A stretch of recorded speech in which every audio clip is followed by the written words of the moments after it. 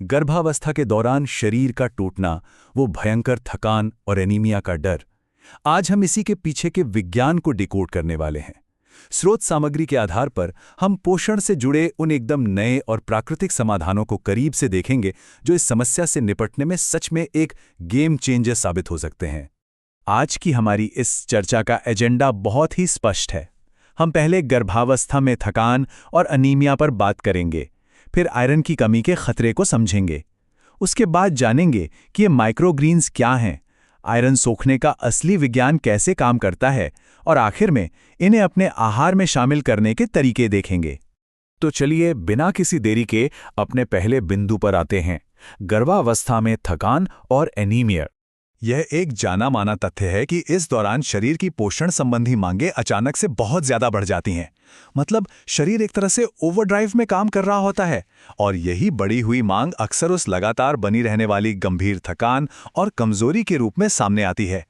इसे सिर्फ एक नॉर्मल बदलाव मानकर नजरअंदाज नहीं किया जा सकता, क्योंकि कई बार ये एनीमिया जैसी किसी गंभीर अंदरूनी परेशानी का सीधा संकेत होता है।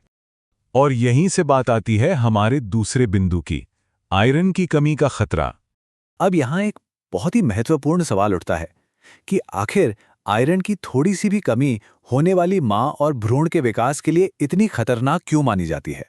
इसका जवाब हमारे शरीर के जीव विज्ञान में छिपा है। दरअसल आयरन हीमोग्लोबिन का सबसे बुनियादी हिस्सा है। हीमोग्लोबिन को एक ऐसी ट्रांसपोर्ट सर्विस की तरह देखा जा सकता है जो पूरे शरीर में ऑक्सीजन सप्लाई करती है, और गर्भावस्था के दौरान शरीर में ऑक्सीजन की ये मांग कई गुना बढ़ जाती है। राष्ट्रीय पोषण संस्थान यानी NIN के शोध भी बिल्कुल यही बात कहते हैं। जब शरीर में आयरन की कमी होती है तो ऑक्सीजन का फ्लो बुरी तरह से रुकने लगता है। इसका नतीजा न सिर्फ अत्यधिक थकान के रूप में सामने आता है, बल्कि यह भ्रूण के दिमाग और अंगों के विकास के लिए भी एक बहुत बड़ा जोखिम बन सकता है। लेकिन अच्छी खबर यह है कि विज्ञान के पास इसका एक बहुत ही शक्तिशाली और एकदम प्राकृतिक समाधान मौजूद है, जो हमें हमारे तीसरे बिंदु पर लाता है, माइक्रोग्रीन्स क्या हैं। अगर बहुत ही सरल शब्दों में कहें तो माइक्रोग्रीन्स पालक, केल या मेथी जैसी पत्तेदार सब्जियों के शुरुआती छोटे रूप होते हैं। ये देखने में भले ही छोटे लगे, लेकिन असल में ये पोषण का एक पावर हाउस है।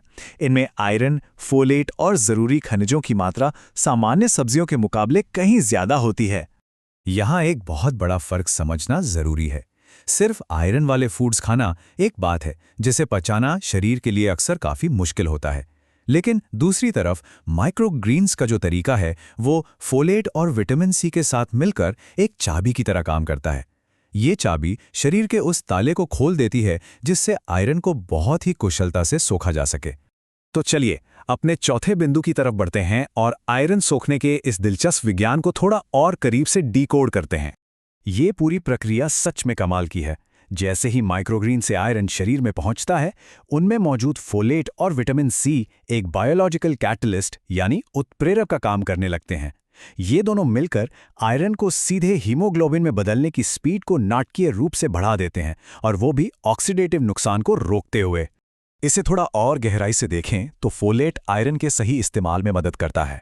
इसके साथ ही इन हरी सब्जियों में मौजूद ढेरों एंटीऑक्सीडेंट्स आयरन को डैमेज होने से बचाते हैं, और विटामिन सी तो जैसे एब्जॉर्प्शन यानी सोखने की क्षमता को रातों रात कई गुना तक बूस्ट कर देता है। अब विज्ञान तो समझ आ गया, लेकिन असली बात तो इसे अपनी प्लेट तक लाने की है ना? तो आइए अपने आखिरी बिंदु पर बात करते हैं, आहार में शामिल करने के तरीके। इस चार्ट को देखिए, ये ब्लूप्रिंट बहुत ही स्पष्ट है। सबसे पहले तो अपनी डाइट में थोड़ी विविधता लानी चाहिए, जैसे पालक, केल और मेथी को मिलाकर खाना। दूसरा, इसके साथ विटामिन सी का कॉम्बो जरूर बनाना चाहिए, जैसे थोड़ा नींबू, संतरा या टमाटर शामिल करना। फिर बैलेंस के लिए ऐसे दाल, पनीर या लीन मीट जैसे प्रोटीन के साथ जोड़ा जा सकता है। और हाँ, हाइड्रेशन यानी पर्याप्त मात्रा में पानी पीना बिल्कुल नहीं भूलना है। आज के इस विश्लेषण को हम स्रोत सामग्री के एक बहुत ही गहरे विचार के साथ समाप्त करेंगे। पोषण एक निवेश है। ये हमें याद दिलाता है कि आज चुने गए विज्ञान आधारित सही आहार विकल्प आने वाले कल के लिए एक बहुत मजबूत नींव रखते हैं। तो सोचने वाली बात यह है कि क्या भोजन को सिर्फ पेट भरने का जरिया माना जाए, या फिर एक स्वस्थ भविष्य के लिए किया गया सबसे कीमती निवेश? इसी सवाल के साथ हम आज की यह चर्चा खत्म करते हैं।